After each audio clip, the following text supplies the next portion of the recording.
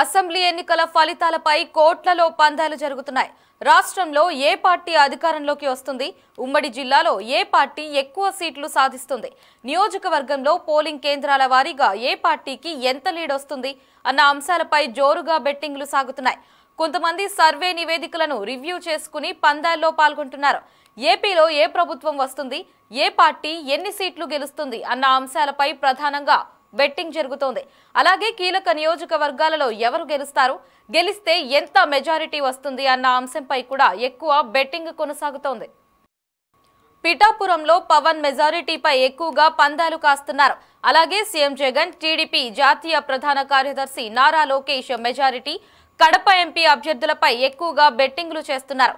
పార్టీలో నేతల గెలుపు కోసం సర్వశక్తులు పడినట్లే అదే స్థాయిలో బెట్టింగ్ టీమ్ స్పీడ్ పెంచాయి.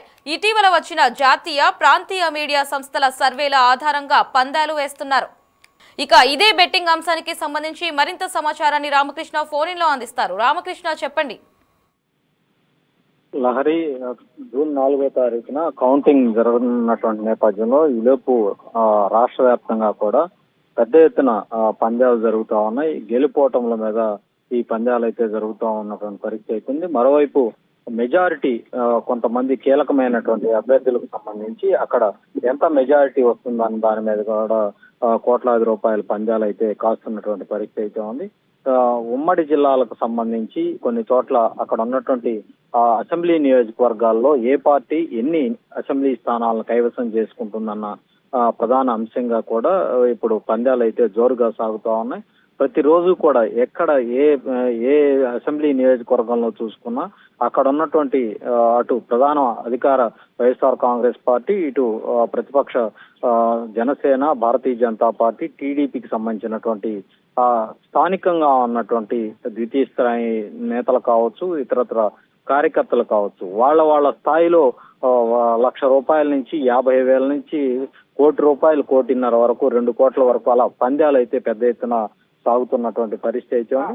ఈ మనం రాష్ట్రంలో ఉన్నటువంటి కీలకమైనటువంటి నియోజకవర్గాలు తీసుకుంటే ప్రధానంగా పిఠాపురం నియోజకవర్గం నుంచి పవన్ కళ్యాణ్ ఎంత మెజారిటీ రాబోతుంది అన్నటువంటి ప్రధాన అంశంగా ఇవాళ బెట్టింగ్లు అయితే పెద్ద ఎత్తున సాగుతా ఉన్నాయి. అదేవిధంగా మంగళగిరిలో లోకేష్ కు ఎంత మెజారిటీ రాబోతుంది అనేది దాని మీద కూడా పందాలు కాస్తా ఉన్నారు. ఒకవైపు చూసుకున్నట్లయితే గుంటూరులో ఎన్ఆర్ఐ అభ్యర్థి పెమ్మసాని చంద్రశేఖర్ ఇప్పటికే నాకు 2 లక్షల పైచిలకు మెజారిటీ వస్తుందని గుంటూరు పార్లమెంట్ లో ఆయన ఇప్పటికే ప్రకటించినటువంటి నేపథ్యంలో ఆయన మెజారిటీ మీద కూడా ప్రస్తుతం పందాలు కాస్తున్నటువంటి పరిస్థితి అయితే ఉంది.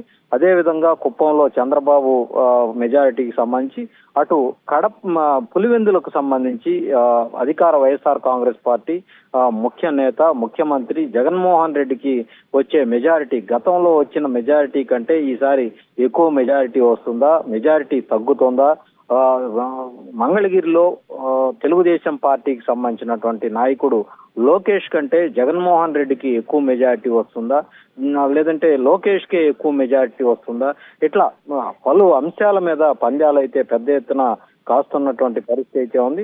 మరోవైపు చూసుకున్నట్లయితే కౌంటింగ్ కు సంబంధించి రాష్ట్ర వ్యాప్తంగా కూడా ఇప్పటికే ఏర్పాట్లన్నీ కూడా దాదాపు ఒక కొలిక్ అయితే వచ్చాయి. ఇక అటు రాజకీయ పార్టీలన్నీ కూడా తమ ఏజెంట్లు, చీఫ్ ఏజెంట్లకు శిక్షణ కార్యక్రమాలను ఏర్పాటు చేసి వాళ్ళకి కౌంటింగ్ రోజు ఏ విధంగా వ్యవహరించాలి, ఎలా అప్రమత్తంగా ఉండాలి, అటు అధికార వైఎస్ఆర్ కాంగ్రెస్ పార్టీ, ఇటు ప్రతిపక్ష పార్టీలకు సంబంధించి 3 పార్టీలు బీజేపీ, జనసేన, తెలుగుదేశం పార్టీ 3 పార్టీలు కూడా వాళ్ళ కౌంటింగ్ ఏజెంట్లకు, చీఫ్ ఎలక్షన్ ఏజెంట్లకు చాలా పగడ్బందీగా కౌంటింగ్ రోజు వ్యవహరించాలన్నటువంటి వాళ్ళందరికీ కూడా ఒక తర్ఫీదును ఇస్తున్నటువంటి వాతావరణం అయితే కనిపిస్తా ఉంది.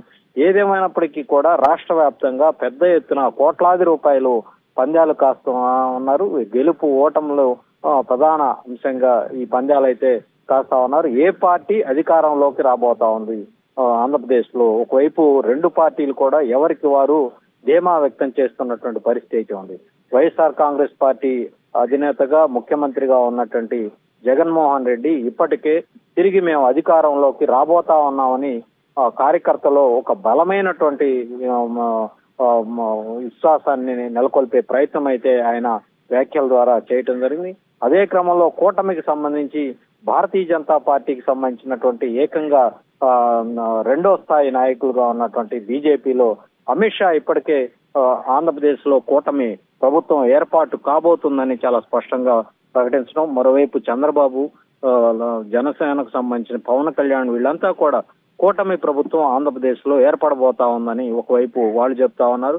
దీంతో ప్రజలు ఈ సర్వేలు చాలా సర్వే సంస్థలు ఇప్పటికే ఎవరు ఆంధ్రప్రదేశ్ లో అధికారం రాబోతా ఉన్నారు, ఎవరికి ఎన్ని సీట్లు రాబోతా ఉన్నాయనేది సర్వే సంస్థలు ఇప్పటికే వాళ్ళ యొక్క సర్వేకి సంబంధించినటువంటి మొత్తం కూడా సోషల్ మీడియాలో పెద్ద ఎత్తున హల్చల్ అవుతున్నటువంటి నేపథ్యంలో వాటిని కూడా ఆ సర్వే వివరాలను కూడా బేరీజు వేసుకొని ప్రస్తుతం అయితే పెద్ద ఎత్తున పందాలు అయితే కాస్తున్నటువంటి పరిస్థితి అయితే ఉంది Lahari. Right Ramakrishna, thanks for the updates.